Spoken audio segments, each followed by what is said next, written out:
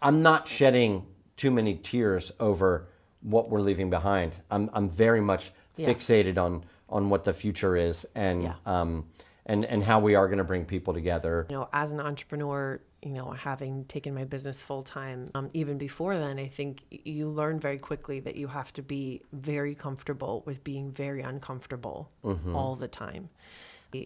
I'm interested to see what happens in the co-working space world. Yeah, I'm too. I mean, I think that it's two of my spaces have doors.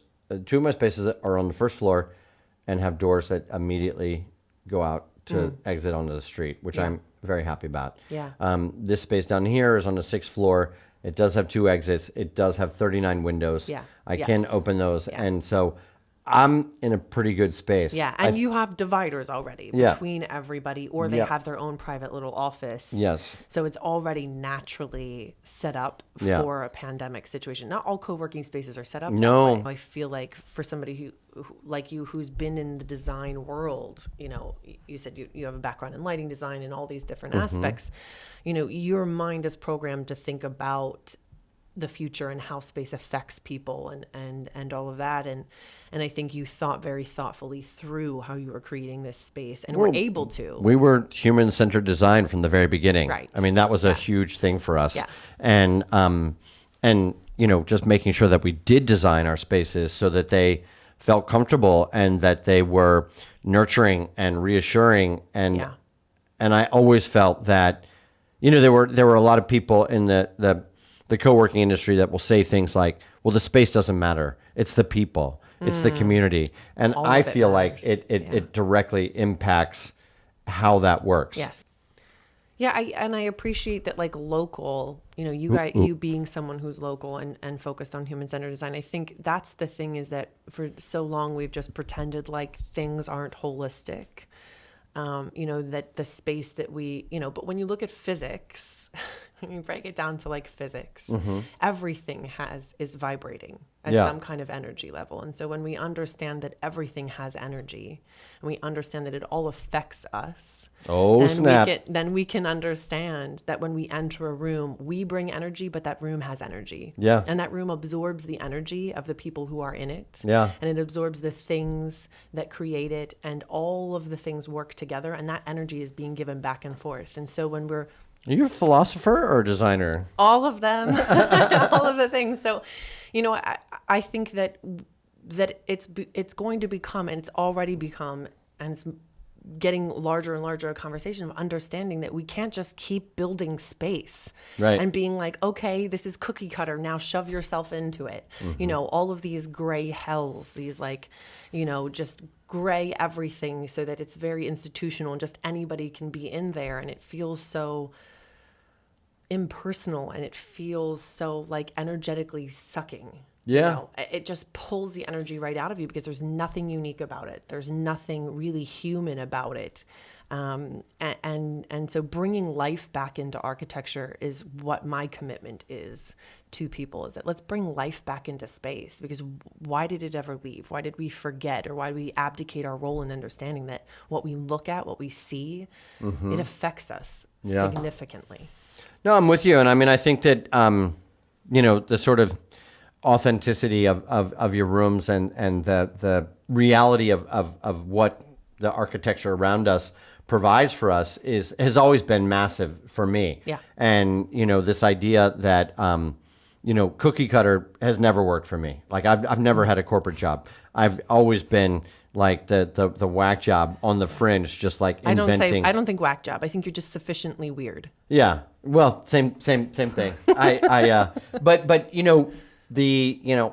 could never live in a really banal home. I was always like pushing myself into a loft and like rebuilding it myself, or somehow always putting my signature on whatever space that I came into, whether it meant that I was painting it in a rainbow of colors that would then take me a week to undo when I was leaving that place. I've always loved to have my signature on something, and the co-working spaces are really just an extenuation of my almost kind of like my busybodiness, or my always wanting to know like how. You have a curiosity.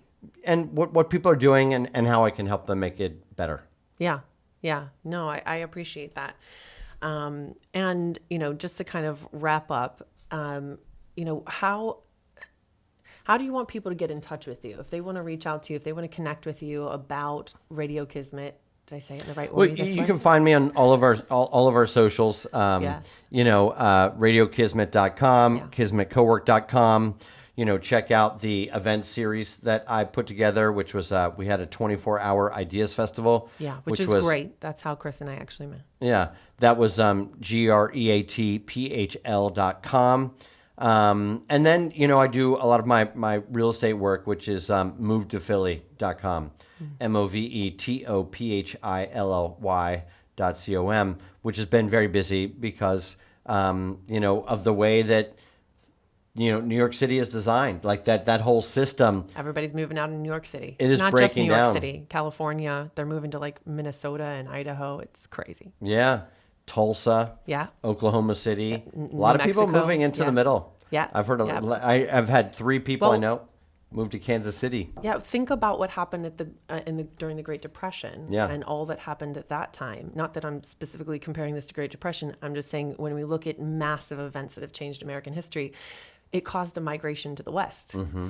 And so people moved out of the cities. They moved to uncharted territory. So now the West is obviously developed. So now we're kind of moving to the middle because that's what's mostly undeveloped. Yeah, and where the affordability is. Yeah. Yeah. And I think that it is super interesting to try and find historical precedents for what we're experiencing. And, the modern East Coast that we have, all come up of in age with is going to change. And the cities very likely will return to what they had been in the 70s, which was like super gritty for the misfits, the oddballs, the people that don't fit in the great interior or in the suburbs. And, like where you had like the CBGBs and the downtown art scene where it was All the weirdos. Yeah. It's where they all gather. yeah, exactly. And and I think that that's gonna be where the cities are gonna head. This suburbanization of American cities is gonna fall off very quickly because a lot of those people are gonna go back to the suburbs. the suburbs. Yeah. Agreed. Well, thanks, Chris. I appreciate this. My It's pleasure. been great getting to know you better and Yeah. and talking with you. Yeah,